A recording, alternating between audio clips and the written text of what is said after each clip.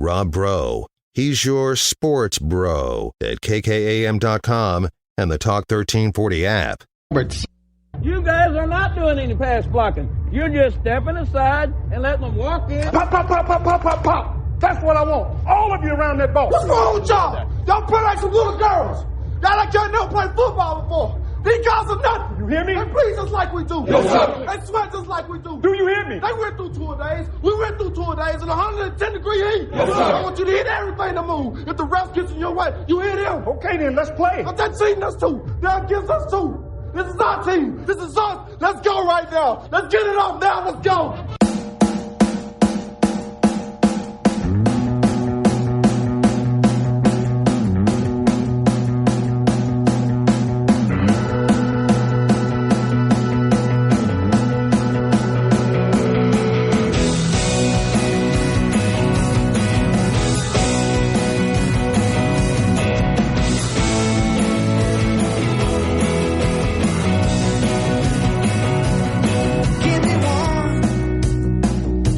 Welcome into the Rob Bro Show. I am Rob Bro. I am the host. You are the co-host.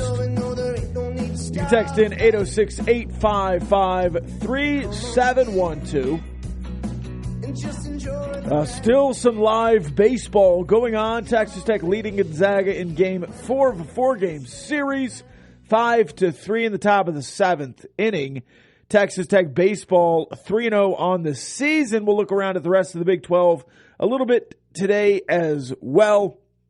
Gonzaga's a good team. Absolutely. But a lot of Big 12 teams are playing a lot of good teams this weekend, and nobody is doing as well as Texas Tech in this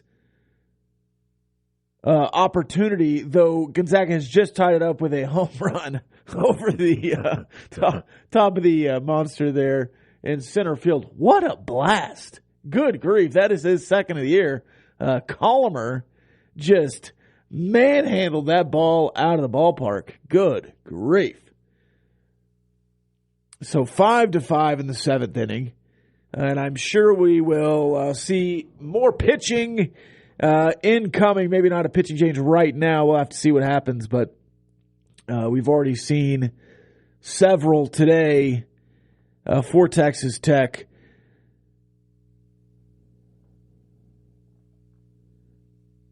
So, good for them. This texter, hey, Rob, my overreaction is that Texas Tech baseball is going to Omaha, going to have 2 first-round draft picks, and will host a regional Grande Pollo. It is not an overreaction anymore to claim that Texas Tech is going to Omaha. It is not an overreaction anymore to say that Texas Tech will host a regional, just based on the last 5, 6, 7 years of Texas Tech baseball. It would be an overreaction to say that Texas Tech is going to have 2 first-round draft picks. That has never been done, but it would be amazing. And if that happens, you have had a very good year, and you will have hosted a regional, I'm sure. It's like Grant Little, Josh Young, that kind of lineup at the top of the order there.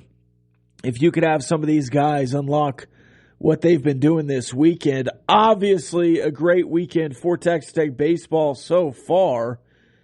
Again, currently it is 5-5.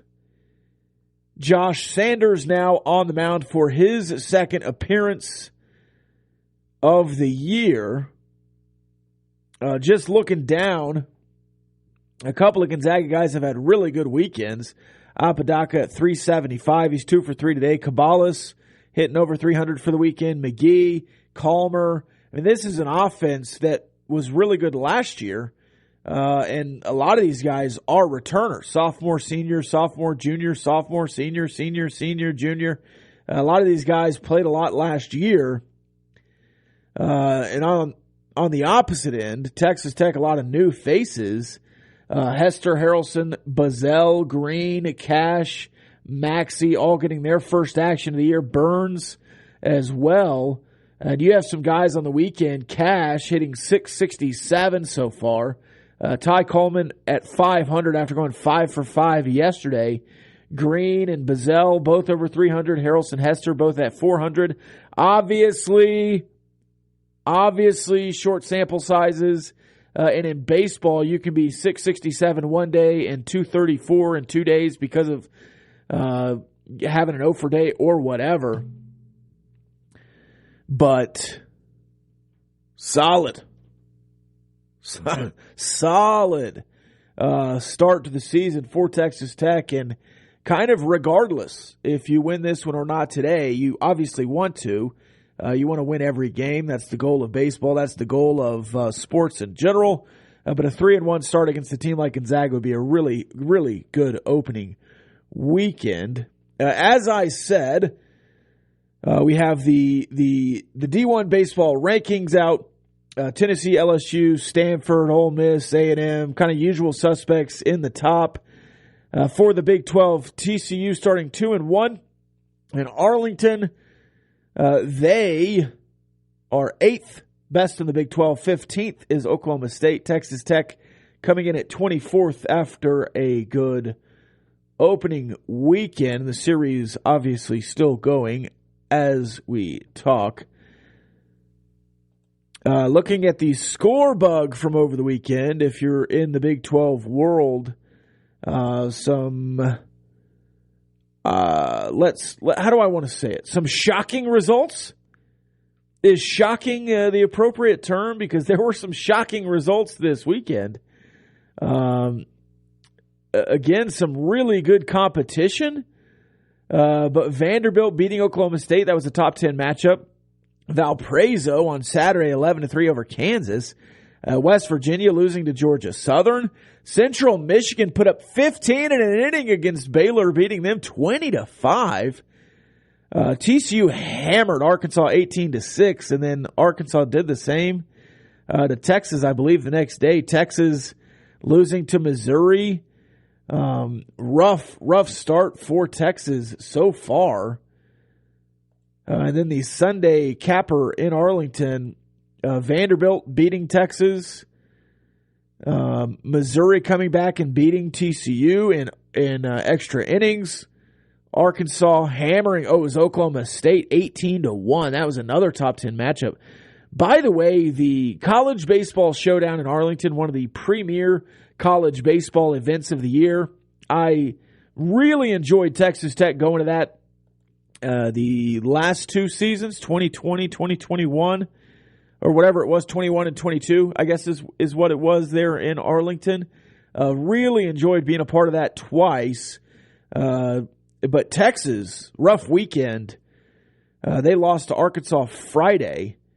Oklahoma State, the only team that beat Missouri from the Big 12 this weekend, and TCU beating Vanderbilt. So TCU, really good weekend in Arlington at 2-1.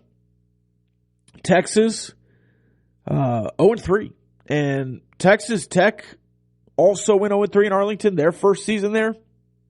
And their season turned out fine. But, man, that is a rough start for a team that has high expectations, especially in the Big 12. And there's no shame in losing to Arkansas and Vanderbilt, and certainly no shame in losing to Missouri either, who had a good weekend. But they'll have to bounce back against Texas A&M, Corpus Christi, Indiana, before they play LSU. That should be a great game. Then they'll get to the Shriners Children's College Classic in Houston, March 3rd, 4th, and 5th, where for some reason it says they're playing Cal State Fullerton 3 times in a row. I do not believe that is true. That will be a good weekend as well. Really excited for that. Texas Tech baseball. Overreaction Monday, okay? All right, let's keep it in the vein. Keep it in the overreaction vein.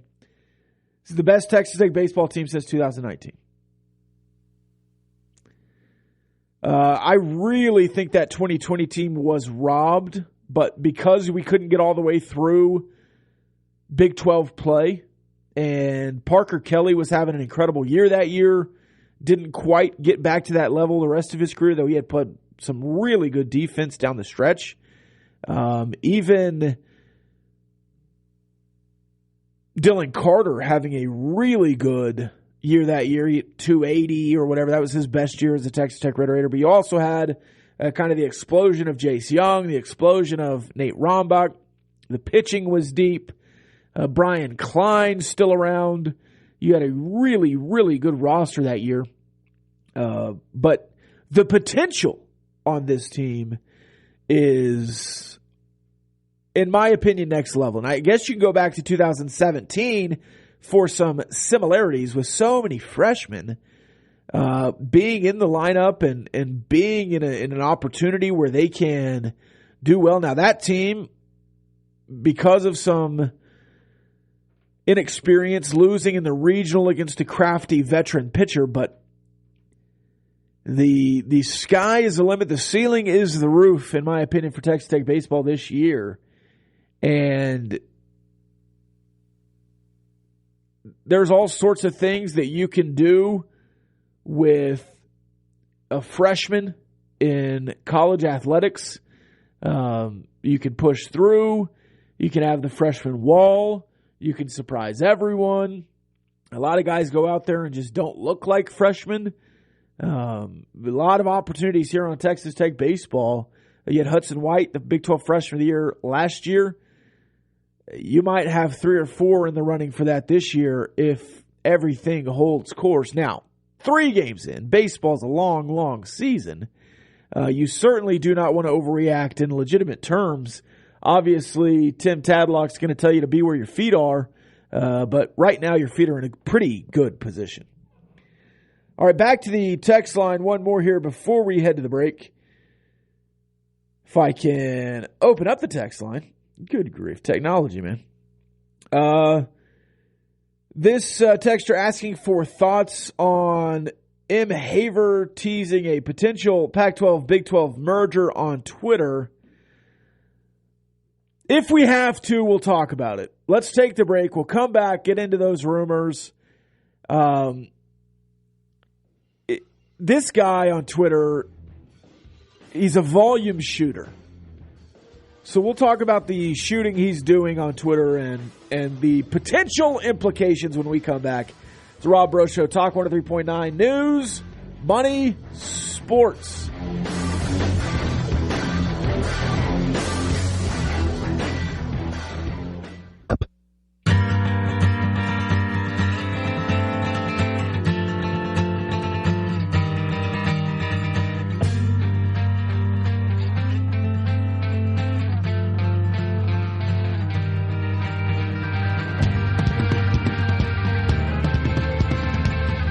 Welcome back into the show, the Rob Breaux Show, Talk 103.9 News, Money, Sports. Gavin Cash Money, tripling in a run for Texas Tech, retaking the lead 6-5. Austin Green walked to lead off the inning, got to second on a fielder's choice, I guess, unassisted to first base for Ty Coleman, but he got the run over, and then the triple gets him in. Solid baseball happening for Texas Tech. But let's get to the rumors on the Big 12, Pac-12 merger. Coming out from one person that acts like he has a bunch of sources. I'm not saying he doesn't. He's been right a lot. This M. Haver guy, MHVER3. Nobody knows who he is. He disappears for months at a time. But he also gets some stuff right. But again, if I tweeted 1,000 times about conference realignment and got 17 tweets right, and only those 17 tweets got retweets and traction because those were the right ones, I look like a genius. That is exactly what this guy does. He tweets so much, and a lot of it is nothing burgers, but some of it is correct. So you kind of have to push through what may or may not be accurate. Is there a Big 12, Pac-12 merger on the table legitimately? No, there is not. Not a merger. Not a merger. Does the Big 12 want some Pac-12 schools? Yes. They have wanted some Pac-12 schools, but that will not be a merger. It will be those schools joining the Pac-12 or the Big 12. It will be the Four Corner schools or whoever else leaving the Pac-12. The Pac-12 will have nothing to do with the new Big 12 beyond some schools. Now, it is more likely to me that Stanford and Cal will be independent by the end of this thing, or at least not involved in a major college athletics program. Everyone thought it was USC originally, but when they went to the Big Ten, it obviously wasn't. Unless they really just hated the Big 12. Stanford and Cal have ruined any chance that the Pac-12 has legitimate ways to do business with anyone else in the future. And again, in my opinion, it does not make sense to take 8 Pac-12 schools at this point. At all. San Diego State is begging to be in the Big 12. The Pac-12 is their fallback plan. Boise State has been begging to get in any conference ever for the last 10 years. Nobody wants them. If you're the Big 12, I don't see a legitimate reason to take Oregon State and Washington State, except for if you get to 20 schools, do you know what you are? Legitimately, if you're at 20 schools in the Big 12, you're the Big 12 West, a.k.a. the Pac-12, and the Big 12 East, a.k.a. the Big 12. Now, is that a merger? I guess in the literal sense, but it's not the Pac-12 surviving. George Kliavkoff is not going to be co-commissioner. Instead of merger, the question is the Big 12 going to eat the Pac-12? Maybe. But if there are legitimate conversations about this, the Pac-12 is begging for it. Begging for it. And if Oregon, Washington, and the Four Corner schools want to come to the Big 12, by all means, let them in. But the thought that it's going to be a merger, I think, is off base. It is going to be a swallowing. The Pac-12 is Jonah. The Big 12 is the whale.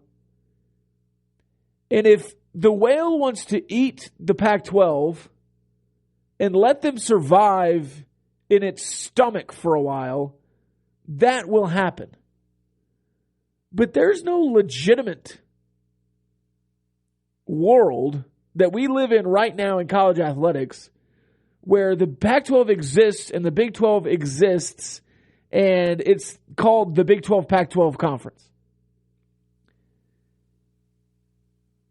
And I guess you could envision a world where it's the big athletic conference or the big Pac or whatever else, and it's the big division and the Pac division and the conference of 12. I don't know what you want to call it. I don't see how that helps anyone. You're still fighting to one conference championship. You're still competing for 12 playoff spots. There would be 20 schools trying to get 2 playoff appearances. It would water down the basketball product because you wouldn't get as many quad one opportunities. It would water down the baseball package because you wouldn't play everyone every year. Like there's no value in that. There's no value legitimately right now because you weren't first to get to 20 or 16. Now, if you take who you have right now and get the Arizona schools, Oregon, and Washington, and that's your 16, that's valuable. That is valuable. But adding Oregon State and Washington State, especially in like basketball, and forcing Oklahoma State to play 2 quad 3 games in the middle of conference play instead of having 17 quad 1 games that you can play in a conference does not help the basketball conference. It waters it down.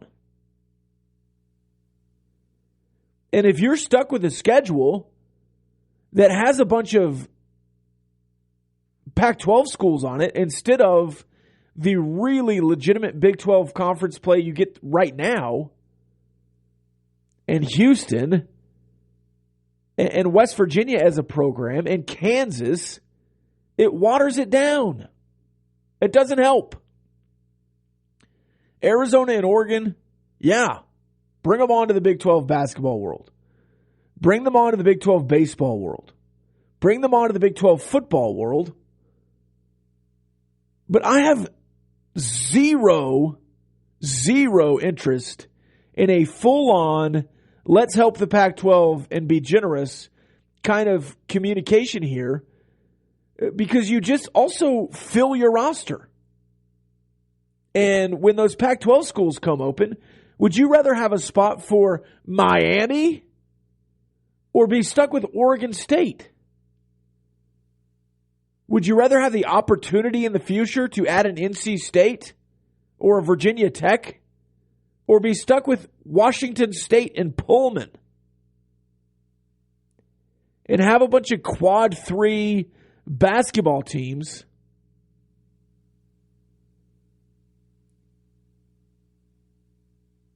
and bum programs every other year in other sports?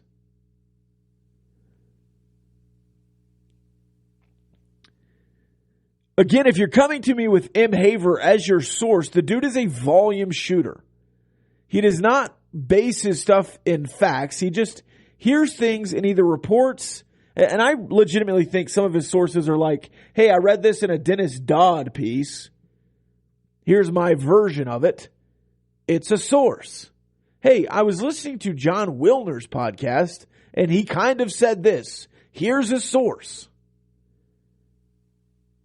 Hey, my cousin's brother-in-law works in this athletic department, and he heard about a Zoom in 3 weeks. Here's a source. Now, if this is Oliver Luck's burner, and he has legitimate ties, okay, maybe.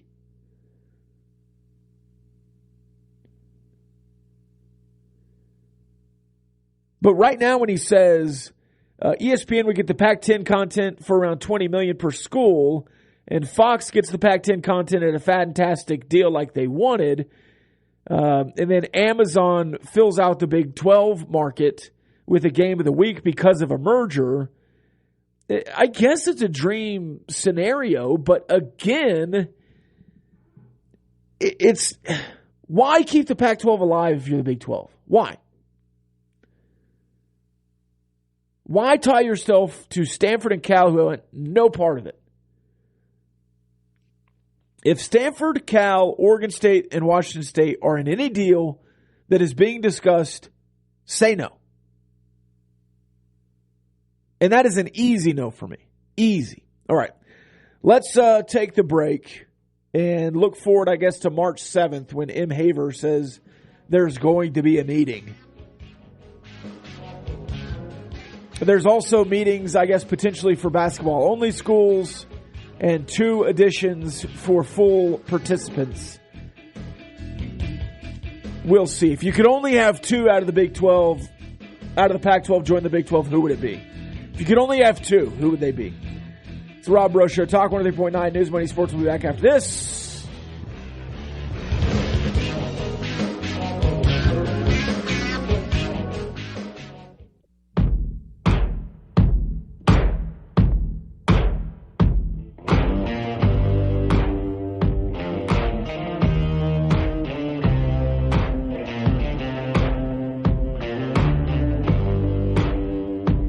Texas Tech baseball now trailing 8-6 after a 3-run bomb by McGee, the top of the 8th inning. 8-6, bottom of the 8th inning. Josh Sanders bounces back for a strikeout to end the inning. Lots of breaking balls there from Josh Sanders. If you take the lead, I'm assuming there will be a pitching change for the 9th inning. You might have one regardless. Josh Sanders going several innings today, giving up some runs there. 8-6. Nolan Hester at bat, the top of the order for Texas Tech. A good opportunity to get back into the lead, but tough day at the park for some pitching in Texas Tech. Nolan Hester has walked to start the the 8th inning. I am reading and trying to talk at the same time. It's tough sometimes. Overreaction Monday, this from the text line, 806-855-3712. Traveled with a friend Friday to Fort Stockton following the Monterey girls program and their win over El Paso. Aaliyah Chavez had 34 points for Monterey. What are your thoughts on this talented sophomore? At some point, words can't even express the thoughts for Aaliyah Chavez and what she's done this season. As a sophomore, with 5 games remaining, she passed the career mark in scoring for Monterey in 2 seasons, a season and a half, really. The only district loss that Monterey had was a game that she did not play in. They beat Cooper twice. The question here, Amarillo and Monterey play tomorrow night. Who do you believe advances to the regionals? By the way, Texas Tech baseball man on there. By the way, that Monterey girls game will play tomorrow night at 6 p.m. on Lone Star 99.5. We also have 3 games tomorrow on KKAM right here on Talk 103.9. Starting at 4 p.m., the Monterey boys, the Coronado boys, and the Estacado girls back-to-back, 4, 6, 7:30. Those games will air right here on Talk 103.9. So tune in to playoff basketball action again tomorrow. 3 games right here starting at 4 p.m. A triple header, and then a Lone Star 99.5 Monterey game. And that is a premier matchup. They have played once before. Who do I think will win? I think Monterey wins again tomorrow. They won 63-54. Amarillo has a really good defense. Monterey has a really good offense. They score 79 points a game. Amarillo scores 60 points a game. But they do not allow a lot of points. Teams have scored 1,300 points against Amarillo this year, and they've scored 2,200. On the opposite side, Monterey has given up about 1,500 points and has scored 2,600. So a lot of action here. Monterey, number 1 in the state in 5A girls basketball in their division. Nationally ranked 23rd, second in the state overall. Amarillo, 4th in the state of Texas overall, second in 5A. This is number 1 versus number 2 in these playoffs. 30-3 versus 32-4. Again, I believe their only away loss was in the box. I believe that game was at the box. It might have been neutral site. It was early in December, but really, really intense matchup here tomorrow night. And again, the right to move on to the playoffs and get to the state tournament and all that. Monterey has a really good team and a really good opportunity to state championship. They have to get through Amarillo first. And again, this might be the toughest matchup they have remaining, with number 1 and number 2 going at it tomorrow night. Again, that game on Lone Star 99.5. David Thetford on the call, I believe. Texas Tech has scored. No outs still in the bottom of the 8th inning. Gage Harrelson doubles to right center. Nolan Hester walked to lead off, and he scored. Gage Harrelson is fast. But that game was that ball was a true gap hit. and he walks into second base. Nolan Hester all the way. So now 8-7, no outs. Again, you're at the top of the lineup there for Texas Tech baseball. And just looking at what Texas Tech has done so far, obviously if they come back and win this one, it is a huge accomplishment early in the season. You got to take wins when you get them, obviously. But a 4-0 start would be strong. But if you look at who's done it, Nolan Hester, a transfer in, but Gage Harrelson, a freshman, Bazell, a freshman, Austin Green, newcomer, Gavin Cash, newcomer, Jarrett Curtis, pinch ran for Gavin Cash, Tabor Fast in now. I don't believe he's had an at-bat yet. Dylan Maxey got some time behind the plate today. Hudson White comes in earlier with a hit and an RBI and a pinch hitting opportunity.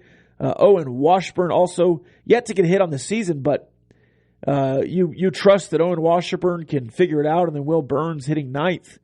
Also struggling early in his career, but obviously opening weekend, you're going to have some opportunities to get some hits. And I believe Hudson White went 5 or 6 games last year. He might have got a hit in Arlington, but he started really slow last year and then just was really good in Big 12 play. And I have full faith a lot of these guys who aren't starting fast will finish fast. I am really high on this Texas Tech baseball team. I mean, when you have a couple of classes in a row that you've had, and you have this sophomore lineup and these freshmen and the pitching that you've been able to retain, you kind of wish that you had Chase Hampton back or some of these other guys back from the last couple of years, but good grief, you are loaded. And if you can find enough bullpen and enough starters and get them in the right positions, which I have full faith that Tim Tadlock can do, I mean, a Big 12 championship is on the table. TCU, I think, is really good. Oklahoma State is pretty good too. But I'm not saying I'm buying Omaha tickets yet, even though I want to go regardless. But I think I'll be watching Texas Tech in Omaha this year. And again, that's not just because they're 3-0 against Gonzaga. I just feel that the roster that's put together, the talent, the obvious coaching that is being done, and Tim Tadlock has proven himself as a great head coach and a program builder. You kind of just have the faith on that alone. All right, let's take the final break of the hour when we come back. Texas Tech baseball, we're in a pitching change currently. So we'll update you on Gonzaga's new pitcher as well after a couple of at-bats. We don't want to steal the thunder from the actual broadcast, but we do want to update as we go. That's the Rob Breaux Show. Talk 103.9 News, Money Sports.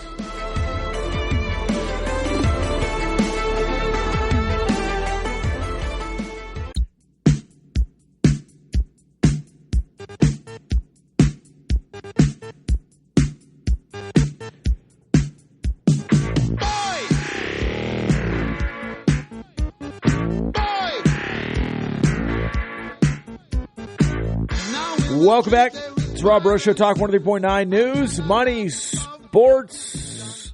Action happening in the Big 12 baseball world with Texas Tech in action against Gonzaga. Game 4 of this series, Texas Tech winning 3 over the weekend.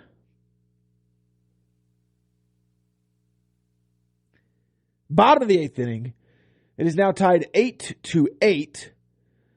Tabor Fast, I mentioned, might get his first at bat. He got pinch hit for by Ryan Brome, and he had a sacrifice fly. Gage Harrelson scoring on this sacrifice.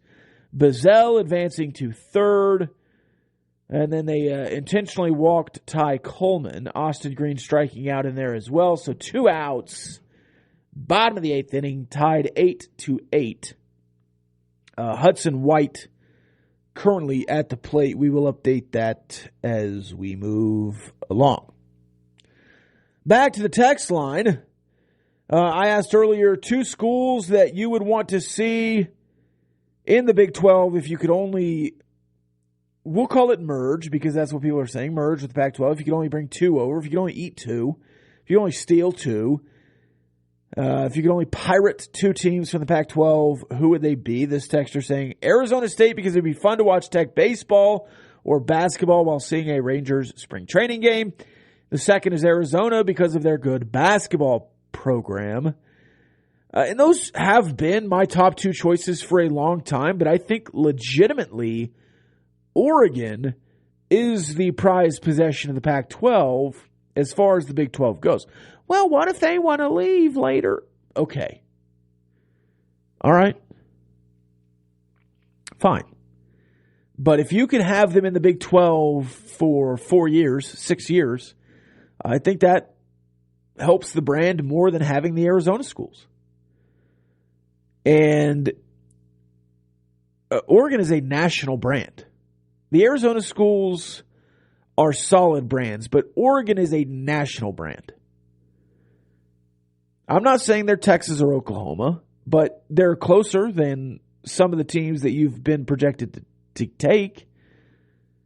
There are other schools out there that are trying desperately to get into the Big 12. San Diego State is one of them. Back to the text line. Dear bro, how are you? I'm fine. Did you wrestle in high school? No, we did not have a wrestling team in high school. I did not wrestle. My nephew could dominate me right now, I think. I don't think, I know. He's a beast. Why don't more colleges have wrestling programs? A lot of it is Title IX. If you have a men's program, you have to have a women's program. If Texas Tech added men's wrestling, I certainly think they could probably add like a women's gymnastics or women's wrestling team as well. I do not know why. I would assume it's because a wrestling program probably just eats money. But if you want to cheer for a Big 12 school, Oklahoma State, that's hard to say, but Oklahoma State is a really good wrestling program. I would lean toward Iowa State. Iowa State is a really good wrestling program. And I think like Northern Iowa or North Iowa or something is also in the Big 12. I would have to look back at the Big 12 wrestling programs because it is an odd collection. Like Montana. You know what? I'm going to try to do this on the fly because the Big 12 wrestling teams are odd. Good for them, but so it's in Tulsa. Okay. The Big 12 website is just absolute garbage. All right, we're going to have to do this later. Back to the text line. Rob, impressive breakdown of the Lady Plainsmen with more of the senior post player going to the Lady Raiders. Chavez is looking to be recruited by top 5 programs. What do you see as her early prospect for? I mean, everyone. Everyone will be looking at Aaliyah Chavez. She'll be the number 1 recruit in the country. I think she might already be as a sophomore. She's not going to be the 6'4", 6'6" athlete that somebody might want to go get. But as far as guard play goes and shooting ability and scoring ability, which I think will translate to the college level easily, she's going to be a prized pick. And she will demand the top level of NIL money from whatever NCAA program she goes to, and will probably be the most well-paid women's college basketball player in her class. I think, like you look at it, UConn, South Carolina, Notre Dame, Duke, Texas, Baylor, like the top women's programs. And I think Texas Tech probably still has a chance. I don't think they're out of it. I don't know what they're looking for. But you're obviously looking for talent, and she has it. I didn't realize how much of a high school hoops you're calling this year. Thanks for working the high school circuit of high school basketball, Rob Rules. Thank you. I did call Monterey game this year. I called some other games, but certainly every Tuesday and Friday we have high school basketball right here on KKM, whether I'm calling it or board opping it. We are involved, and that's through Texas Sports Marketing, so shout out to them as well. And we will have that triple header tomorrow. 2 teams in the Pac-12 that I would want in the Big 12, Oregon, Washington first, then the 2 Arizonas. Either pair, but brand power in Oregon and Washington is superior. Yes, I agree. All right, one last final Texas Tech update. 8-8, top of the 8th, top of the 9th inning. And Damian Bravo is pitching in a tied ball game, top of the 9th. All right, that was a show. We'll have another show tomorrow, starting with the Raiderland and then the Rob Bro Show. Damian Bravo striking out his first victim. I've been Rob Bro. I'll be Rob Bro tomorrow. The Raiderland, 11 a.m. We'll see you then.